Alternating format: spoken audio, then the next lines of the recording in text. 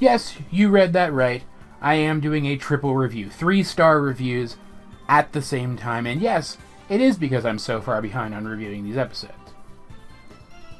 Moving on, there is actually, believe it or not, a practical reason to review Doop Doop, Britta's Tacos, and Beach Day all in the same video. And that's that all 3 episodes deal with closure. These episodes are all effectively filler episodes which only offer closure to the characters as their big payoff. Doop Doop, which is one of those episodes which is named after some obscure offhand thing that happens in the episode rather than what it's actually about, so that we're surprised by what it's actually about. Being named for a cameo character, Star's very first spell that she ever created, a talking broom named Doop Doop, is all about Star putting off deciding with Tom where she wants to go on the trip that was mentioned in the previous episode, because she hasn't reached a point yet where she can admit to him that she doesn't actually want to go on a trip, at least not yet. She actually wants to go home, to the place which has come to feel like her home even more than Muni.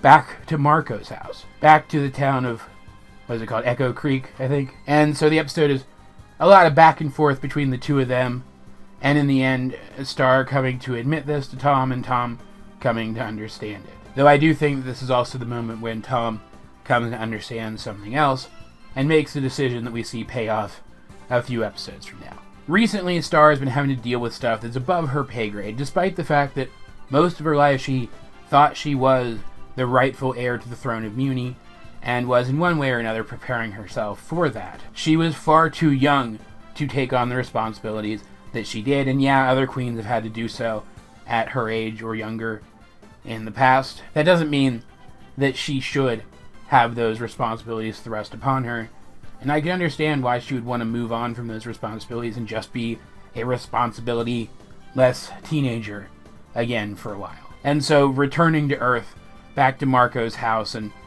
returning to that life, that point in her life where she was arguably the happiest, is a sort of closure for her in regards to all the crap that she's been going through lately. Britta's Tacos is more of a Marco episode. The entire episode focuses on Star working very hard to be a lazy teenager with the help of Starfan, while Marco babysits his baby sister, who we thought was going to be his baby brother, who is named Mariposa, which is the Spanish word for butterfly, which means she's very likely named after Star, while he also lives his best teenage life trying to score enough punch card punches from the taco place, Britta's Tacos, to get the mystery prize. He needs 50 in total, and it's a whole lot of fun. This episode, I liked it a lot, despite the fact that I think on purpose this episode was designed very much to feel like an early episode of the show, an early filler episode specifically. There are 2 running gags in this episode. One, the running gag of everyone thinking that Mariposa is Marco and Star's child, alluding to the fact that everyone sees them as a couple even though they're not. Kind of like how people made similar allusions to thinking that Marco and Tom were a couple because they behave like one. They're as close as one. And of cameo appearances from various past characters, including Marco's old friends, his sensei, and of course Oscar had to be there too. Several of them all bring up Jackie, and how they wonder if he's worried what Jackie might think of him having this baby with Star that he doesn't actually have with Star. And him always insisting back at them that he and Jackie ended things on good terms, that they're cool. But he says this thinking that Jackie is actually out of the country right now, so when she actually shows up at the end of the episode, giving us our big payoff for the episode, and definitely the best part of the entire episode overall, it finally hits him that he wasn't the best boyfriend to her, and that maybe things aren't quite so cool with her as he's been trying to convince himself that they are. But she reassures him that he was a perfectly serviceable boyfriend who always made her laugh, which was a good thing, and the implication is that if they had remained together, she would have expected more from him, but that he was fine for what they were, that they weren't the best match, but overall, they were fine. She informs him that she learned a lot about herself in France, and then introduces Marco to her very special French friend, Chloe, who Jackie has brought into town to show her all the sights. And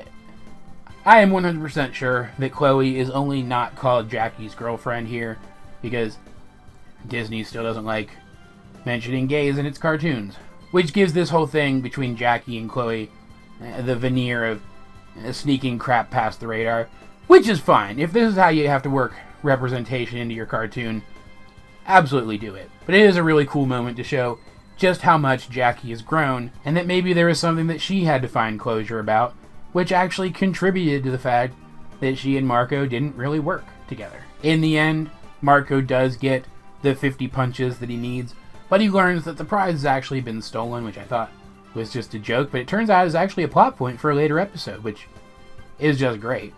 We'll get to that later. But he is a wise enough person to recognize that getting to see all of his friends again, and getting to experience that closure with Jackie, was the real prize, after all. Beach Day centers around Star realizing that it finally is actually Beach Day, the day that the Beach Day photo is going to be taken.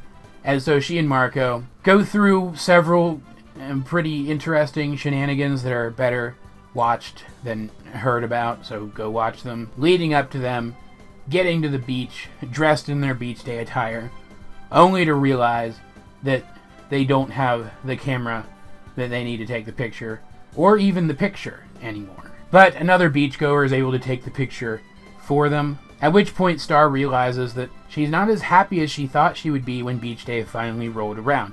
That she had built Beach Day up in her mind as the day when everything came together and she didn't have any problems at all anymore. She goes to talk to Father Time about this, and she realizes that this is effectively a predestination paradox, a closed loop where something that happened to her in the past, because of something in her future, led to the future that caused the thing to happen in the past, creating a closed loop.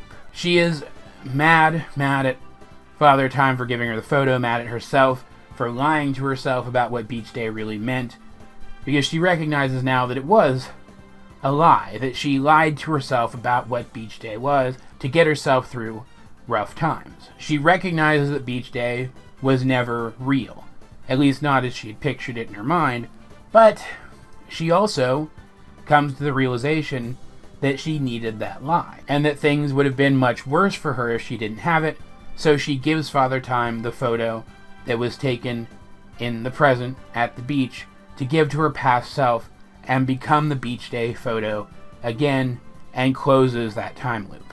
At which point she goes home, happy that she has made the best choice for her past self, only for Father Time to say, once she is gone, in a very dramatically ironic sense, that if only she knew the worst was yet to come. So we have Star finding closure regarding what it is that she actually wants from her life right now.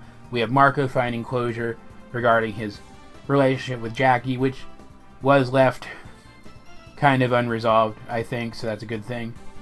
And we have closure regarding Beach Day and what exactly Beach Day was, and Star recognizing the truth about what the event actually meant, and more specifically meant to her. 3 parallel themes which were handled very well in, I think, 3 very entertaining, filler-ish kinds of episodes. And honestly, despite the fact that these are a little more fillery than other episodes that we're going to be getting immediately after these, I do think it was necessary for these episodes to be there. I do think it was necessary for that closure to be in the show for these characters leading up to not just the season finale, but the series finale. While you could certainly argue that not a lot happens in these episodes, and that they could be skipped by someone watching through the show for the first time, I like them a lot. I don't have any problems with them at all whatsoever, except that Star's kind of a bitch to Tom a little bit, I guess, in Doop Doop, but